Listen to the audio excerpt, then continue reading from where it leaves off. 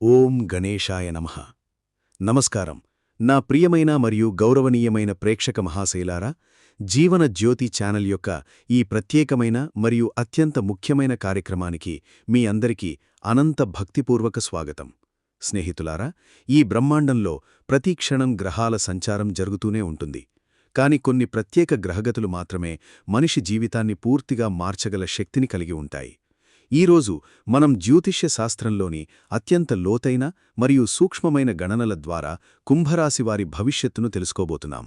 ముఖ్యంగా మే 12 నుండి 17 వరకు, మే 11 నుంచే ప్రారంభమైన ఈ 5 రోజులు కుంభరాశివారికి సాధారణ రోజులు కావు. ఇవి మీ అదృష్టాన్నే మార్చే, మీ జీవిత దిశనే మలిచే అత్యంత కీలకమైన మరియు అద్భుతమైన సమయం. ఈ వీడియోను ఎక్కడా స్కిప్ చేయకుండా చివరి వరకు తప్పకుండా చూడండి. ఎందుకంటే ప్రతి వాక్యంలో మీ జీవితానికి సంబంధించిన నిజమైన అద్దం దాగి ఉంది. భాగం 1. కుంభరాశివారి నిజమైన వ్యక్తిత్వం మరియు గతంలోని కన్నీటి కథ. నా ప్రియమైన కుంభరాశి బంధువులారా, ఒకసారి కళ్ళు మూసుకుని మీ గతాన్ని, గడిచిన నెలలను లేదా కొన్ని సంవత్సరాలను గుర్తుచేసుకోండి. మీ మనసులో ఎంత బాధ దాగి ఉందో కదా. ఎవరికీ చెప్పలేని, ఎవరికీ పంచుకోలేని ఎన్నో అంతరంగిక కష్టాలను మీరు మింగుకుంటూ జీవిస్తున్నారు. ప్రపంచానికి మీరు ఎప్పుడూ నవ్వుతూ అందరినీ నవ్వించే వ్యక్తిలా కనిపిస్తారు.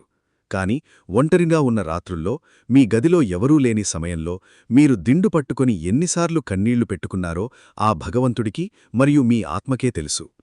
మీ అతిపెద్ద బలహీనత మీ దయగల హృదయం మరియు నిస్వార్థ స్వభావం. ఎవరైనా కష్టంలో ఉన్నారని తెలిసిన వెంటనే మీ దగ్గర డబ్బు ఉందా లేదా అని కూడా ఆలోచించకుండా వారికి సహాయం చేసేందుకు పరుగులెత్తారు. వారికి అండగా నిలిచారు. కాని విధి ఆట చూడండి. మీరు ఎవరికి మంచిని చేశారో వారి నుంచే మీకు దక్కిందేమిటి? కేవలం మోసం, ద్రోహం, నమ్మక ద్రోహం మాత్రమే. ప్రజలు ఎంత స్వార్థపరులయ్యారంటే మీ మంచితనాన్నే తమ ప్రయోజనంగా వాడుకున్నారు. మీ మృదుస్వభావాన్ని మీ బలహీనతగా భావించారు. పని అయ్యేవరకు మీ చుట్టూ తిరిగి, పని అయిపోయిన వెంటనే మిమ్మల్ని మధ్యలో వదిలేసిన వాళ్లు మీ జీవితంలో చాలామంది ఉన్నారు. మీరు చేసిన ఉపకారాన్ని గుర్తుపెట్టుకోవడం పక్కన పెడితే కనీసం మీ కష్ట సమయంలో ఓదార్పు మాట కూడా చెప్పలేదు. ఇంత అవమానాలు, కష్టాలు, ఆర్థిక సమస్యలు, మానసిక బాధలు వచ్చినా కూడా మీరు మాత్రం ధర్మమార్గాన్ని ఎప్పుడూ విడిచిపెట్టలేదు. నేను చేసిన కర్మ నాకు, వారు చేసిన కర్మ వారికి అనే మీ విశ్వాసమే ఇప్పటికీ మిమ్మల్ని నిలబెట్టింది. మీ ఈ ఆధ్యాత్మిక శక్తి దేవుడికి ఎంతో ప్రియమైనది. ఇప్పుడు ఆ దేవుడు మీ పక్షాన నిలబడే సమయం వచ్చింది. భాగం 2. మే 11, 12 నుండి ప్రారంభమై మే 15, 17 వరకు సంభవించబోయే చంద్రుని ప్రత్యేక సంచారం మీ జీవితంలో మాయాజాలం సృష్టించబోతుంది. ముఖ్యంగా మే 14 సాయంత్రం తర్వాత ఏర్పడబోయే బహుగ్రహ యోగం మీ జాతకంలో అద్భుతమైన సానుకూల శక్తిని సృష్టించబోతుంది. ఈ బహుగ్రహ యోగం ఎంత శక్తివంతమో అంటే, చాలా కాలంగా నిలిచిపోయిన లేదా అడ్డంకులతో ఆగిపోయిన మీ ముఖ్యమైన పనులన్నీ ఇప్పుడు ఒక్కసారిగా వేగంగా ముందుకు సాగడం ప్రారంభిస్తాయి. ఇది జరగదు అని మీరు వదిలేసిన పనులు కూడా ఇప్పుడు మళ్లీ ప్రాణం పొంది విజయానికి దారితీస్తాయి. మీ వెనుక ఎవరు కుట్రలు చేస్తున్నారో, ఎవరు మీ ఎదుగుదలను సహించలేకపోతున్నారో వారి నిజస్వరూపం బయటపడుతుంది. మీ అదృష్టగాలి ఇప్పుడు మీ వైపు తిరగబోతుంది. భాగం 3. 3వ ఇంట్లో త్రిగ్రహయోగం. సూర్యుడు, కుజుడు మరియు బుధుడు. కొత్త ధైర్యం యొక్క ఉదయం. ప్రస్తుతం మీ జాతకంలో 3వ స్థానంలో సూర్యుడు, కుజుడు మరియు బుధుడు కలిసి ఒక అపూర్వమైన, శక్తివంతమైన యోగాన్ని సృష్టిస్తున్నారు. 3వ ఇల్లు అంటే ధైర్యం, పరాక్రమం, సోదరులు మరియు సంభాషణకు సంబంధించిన స్థానం. ఈ 3 గ్రహాల కలయిక వల్ల మీలో మీరు ఊహించని స్థాయిలో ధైర్యం, ఉత్సాహం మరియు ఆత్మవిశ్వాసం పెరుగుతుంది. ఇప్పటివరకు ఏ పని మొదలుపెట్టడానికి లేదా పెద్ద నిర్ణయం తీసుకోవడానికి ఉన్న భయం పూర్తిగా పోతుంది. ఎవ్వరు ఏమనుకున్నా నేను సాధిస్తాను అనే పట్టుదల మీలో పెరుగుతుంది. ఇప్పటివరకు మిమ్మల్ని తక్కువగా చూసినవాళ్లు, ఇవాళ్లతో ఏమీ సాధ్యం కాదు అనుకున్నవాళ్లే ఇప్పుడు మీ విజయాన్ని చూసి ఆశ్చర్యపోతారు. అయితే ఇక్కడ మీరు జాగ్రత్తగా ఉండాల్సిన విషయం కూడా ఉంది. బుధుడు వాక్కుకు కారకుడు కావడంతో మీ మాటలపై పూర్తి నియంత్రణ అవసరం. సూర్యుడు మరియు కుజుని ప్రభావం వల్ల కొన్ని సందర్భాల్లో మీ మాటల్లో కోపం బయటపడవచ్చు. మీరు మాట్లాడే ఒక చిన్న కఠినమైన మాట కూడా పెద్ద సమస్యను సృష్టించవచ్చు. కాబట్టి ఎవరితోనైనా మాట్లాడేటప్పుడు చాలా జాగ్రత్తగా, ఓర్పుతో మరియు మృదువుగా మాట్లాడండి. 2వ ఇంట్లో శనిదేవుని సంచారం. ఆర్థిక పురోగతి మరియు వాక్చాతుర్యం. ఇప్పుడు మీ జీవితంలోని ముఖ్యమైన ఆర్థిక విషయానికి వస్తే, రెండవ ఇంట్లో శనిదేవుని సంచారం జరుగుతోంది. దీని ప్రభావంతో నెమ్మదిగా కానీ ఖచ్చితంగా మీ ఆర్థిక పరిస్థితిలో గొప్ప మార్పు కనిపిస్తుంది. చాలా కాలంగా రావాల్సిన పాత బాకీలు ఇప్పుడు మీ చేతికి వచ్చే యోగం ఉంది. మీ కష్టపడి చేసిన శ్రమకు ఇప్పుడు సరైన ఫలితం దక్కే సమయం వచ్చింది. శనిదేవుడు ఇప్పుడు మీకు ఆర్థిక భద్రతను ఇవ్వడానికి సిద్ధంగా ఉన్నాడు.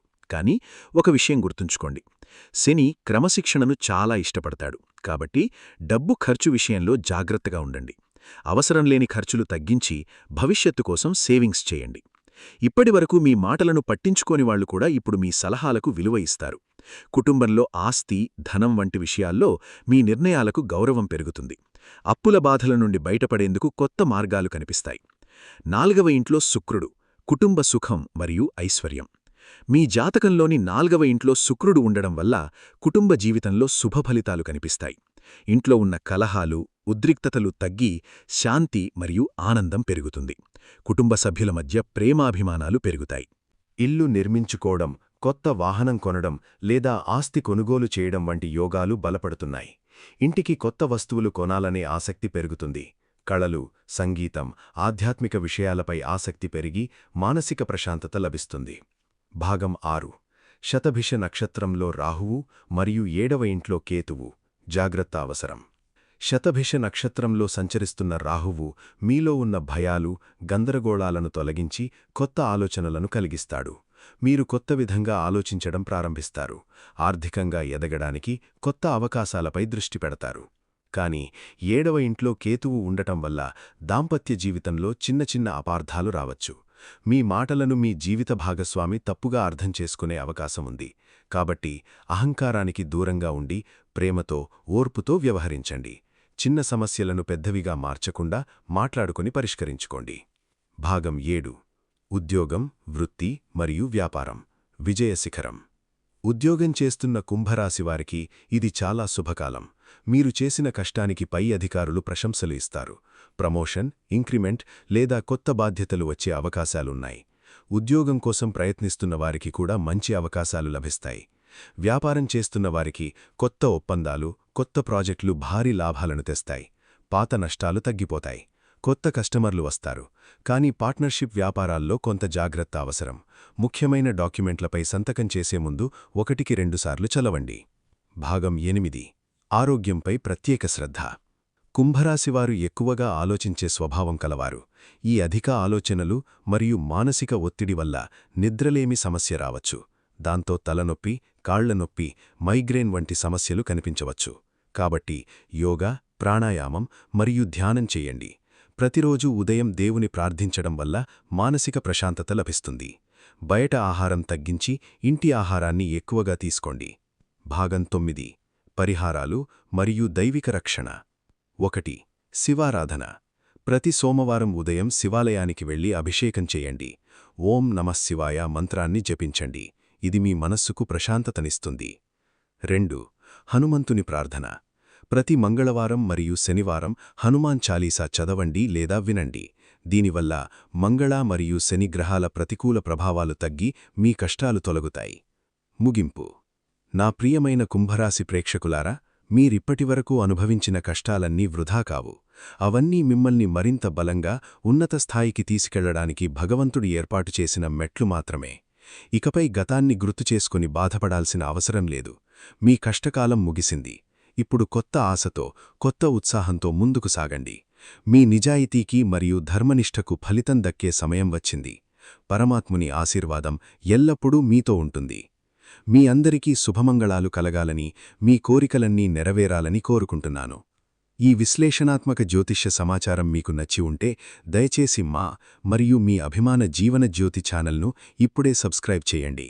వీడియోను లైక్ చేసి మీ ఇతర కుంభరాశి స్నేహితులు మరియు బంధువులతో వాట్సాప్, ఫేస్బుక్ ద్వారా షేర్ చేయండి. మీ అభిప్రాయాలను కామెంట్ ద్వారా తెలియచేయండి. జై శ్రీకృష్ణ. జై ఆంజనేయ స్వామి. సర్వే జనాః సుఖినో భవంతు. పూర్తి వీడియో చూసినందుకు అనంత ధన్యవాదాలు.